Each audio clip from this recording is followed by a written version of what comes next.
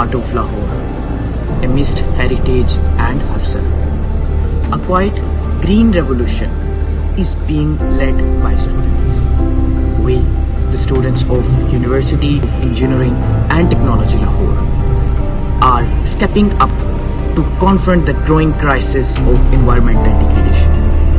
This documentary is our voice and our action. We explore how students are transforming our campus and community through awareness, innovation, grassroots change. The environment isn't someone else's problem. It's everyone's responsibility. We are the students of UET Lahore, Department of City and Regional Planning. We are a group of 7 students presenting you the role of students in environmental conservation. We are here and this is our voice. At UET, sustainability begins on the ground literally.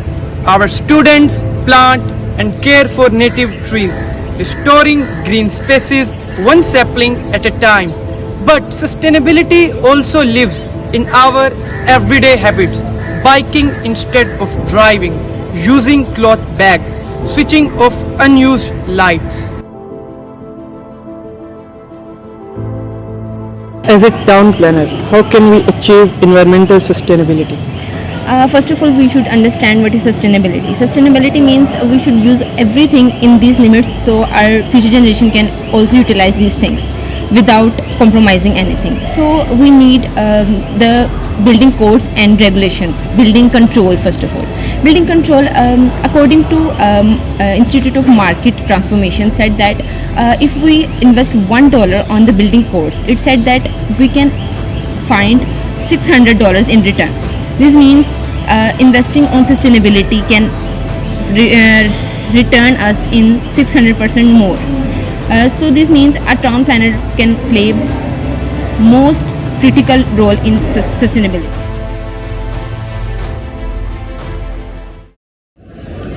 UET is not just where ideas are taught, it is where green innovation are born. Students conduct real research on water purification, air quality and clean energy. Our academic efforts turn into action, from smart irrigation system to pollution mapping software.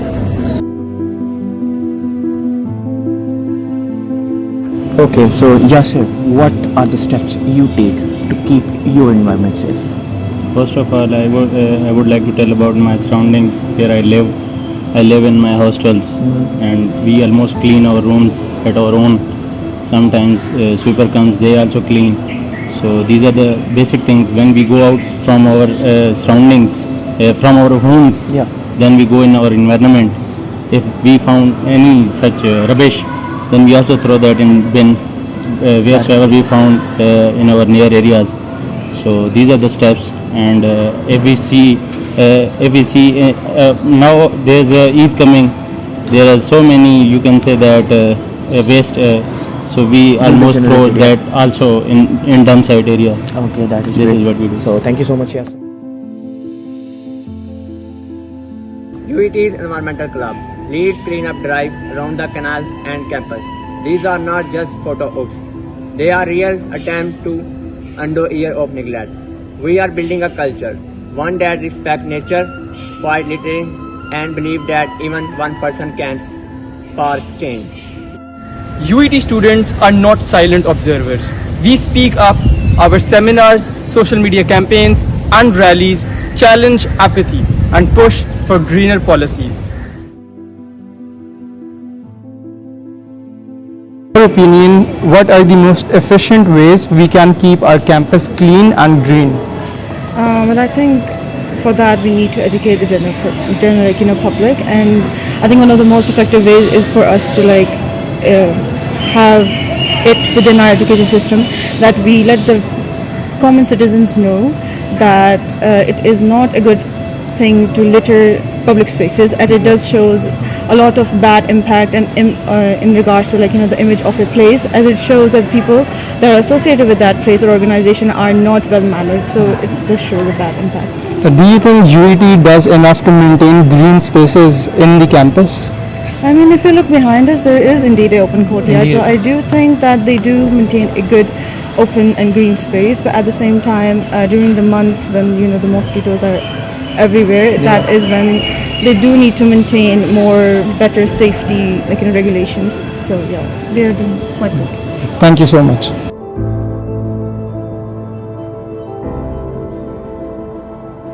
At UT, engineering meets ecology.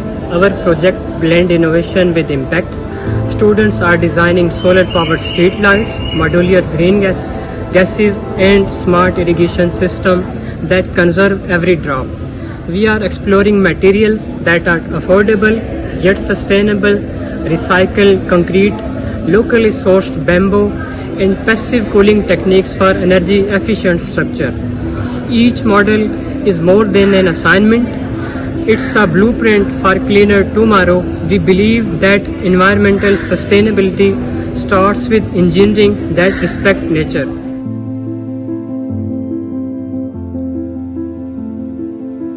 Okay, so we have Abdullah over here from FCCU. So let's talk with him regarding this sustainability practices in Lahore. So Abdullah, how are you? I am good, Fahad. How are you? I'm also good. Thank you so much for asking. Abdullah, I would like to pose a question. What challenges do you face in sustainability practices promoting in especially Lahore? Okay, so the main challenges I have faced in promoting sustainability and eco-friendly solutions in Lahore would be rigidity and lack of knowledge of people. I believe that people of Pakistan, Punjab, Lahore are really rigid on their beliefs. It's really hard for them to move on to a new technology or a new solution and adapt it easily.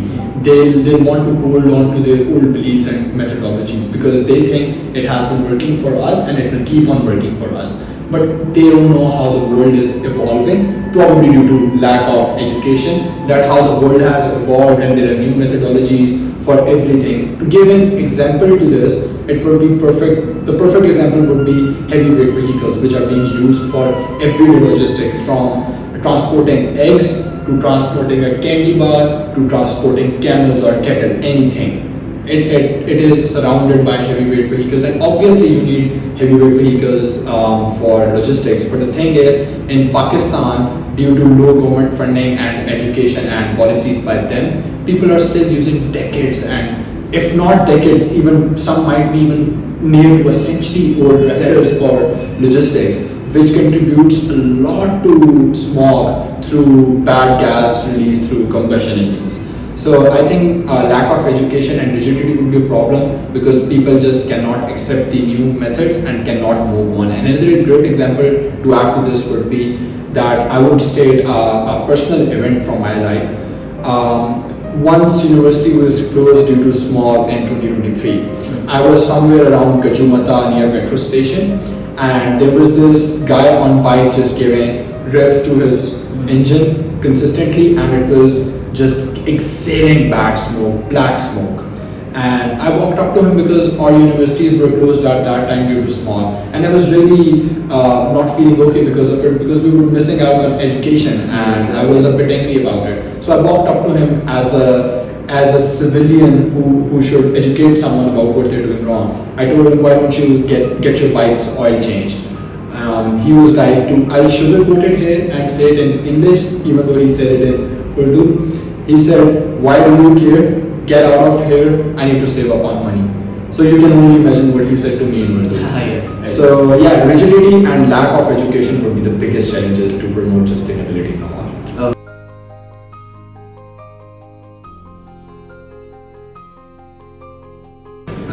Okay, Abdullah, I would like to pose another question from you. As you are from FCCU, are there any sustainability practices in your campus right now? Yes, so we have eco-friendly society in FCCU, which basically you can call it an earth watch.